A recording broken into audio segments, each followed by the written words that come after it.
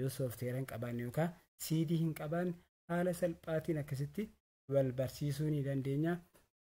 Assalaamu alaykum warahmatullahi wabarakaatuh. Ashama akkam jirtu hordoftoota chaanalii Gurmee YouTube keenya subscribe, like, share gochuun haga xumura qophii keenyaatti nu waliin turtii gaarii isiniin. Sagantaa keenya guyyaa har'aatiin akkaataa itti laaptooppii yookiin kompiitaraa fi piriintara wal qunnamsiisnu yookaan wal barsiisnu isinitti agarsiifna.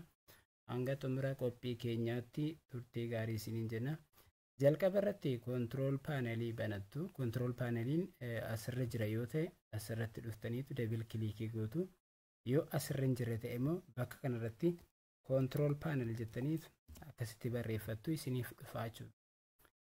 Haala kanaan yeroo tokko irratti gadi tuqattu. Erga tuqattanii booddee control panelii kana keessa hardware and sound kan jedhu ni jira. As keessa dhufuudhaan bakka kana jala view device and printers kan jedhu jira. As irratti yeroo tokko gadi tuqanna. Yeroo tokko erga gadi tuqattanii booda hagan isinii banutti ni eegdu. Haala kanaan isinii bana. Bakka kana keessatti kan piriintara kompiitara keenya wajjiniin wal barsiisnu. Bakka kana argaa jirtu yoo ta'e add device and add a printer jedha jechuudha. Asirratti piriintara laaptooppii yookiin kompiitara keenya wal barsiisuu barbaanna waan ta'eef add printer isa jedhu irratti yeroo tokko gadi tuqaa. Piriintara kan keenya kan irratti adjust goon nuuf ba'a. The print that I want isn't listed kan jedhu kan irratti yeroo tokko gadi tuqattu bakkattii kana irratti jechuudha.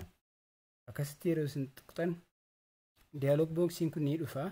Asirratti wantoota filannoo adda addaa qabantu dhufu. Fakkeenyaaf karaa neetwoorkii irraan wal qunnamsiisuu barbaadan add a printer using TCP or IP address or host name jedha. Bluetooth yoo wal qunnamsiisuu barbaadan asiin itti fayyadamtu. Garuu yeroo baay'ee piriintara kan ittiin fayyadamnu keebilii yookiin immoo USB keebiliidha waan ta'eef add a local printer or network printer with manual setting kan jedhu kana asirratti tuqannaa jechuudha. Sana booda next isa jedhu jirratti dhaqnee tuqannaa. Erga tuqannee using an existing portii piriintara keebilii piriintaraa sana filachuudhaan laalla. Baay'eensa yeroo ammaa kana USBdha. USB serialiinis ni jiru. Akkasuma local portii kan jedhamallee baay'eetu jiru jechuudha. Asirraa kan keessa serialiidha waan ta'eef kanarratti an filadha.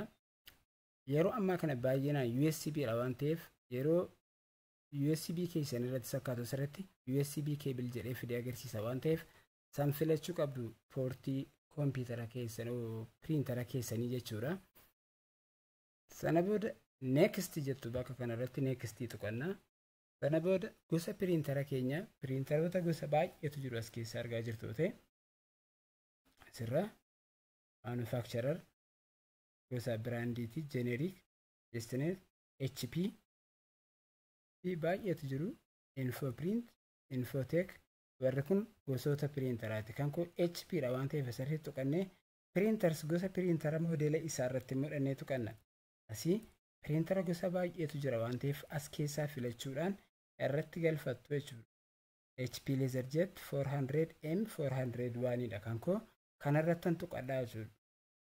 Sana booda bakka kana dhufuudhaan next isa jedhu irratti tuqadha yeroo tokko. Then printer name maqaa piriintaraa sana asirratti fidaa jechuudha. Erga fidee homaa waa tokko tuqnu asirratti next isa jedhu tuqannaa jechuudha. Again, you have successfully added HP LaserJet 400M 401 jedhee jira.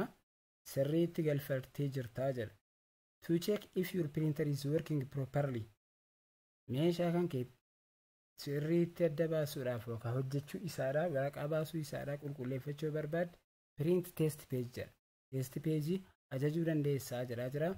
Kana sirriitti yeroo tokko gadi yeroo tuqan haala kanaan ajaja isaa gara piriintaraatti ergaa jechuudha. A test has been sent to your printer jedheetu kallattiidhaan print test yeroo ajaju gara piriintaraa irraa waraqaa baasuu danda'a jechuudha. Then xumura irratti finish jennaa jechuudha. Dhagaan kun akkuma argaa jirtan haala kanaan dhufee naaf galee jira jechuudha piriintara kiyya. Then asirratti piriintara kana irratti gochuudhaan default irra kaa'uun qabaa jechuudha. Asuma irratti right click godhee set as a default printer jedhee tan irra kaa'a. Asirratti dhufee irratti seenaa jechuudha. Sana booda kallattiidhaan piriintara kiyya wal baree jira jechuudha. Dan yeroon piriintara piriint gochuudhaaf ajaju keessatti bakka kanarra dhufuudhaan asirraa piriintii yeroon ajaju ni dhufa.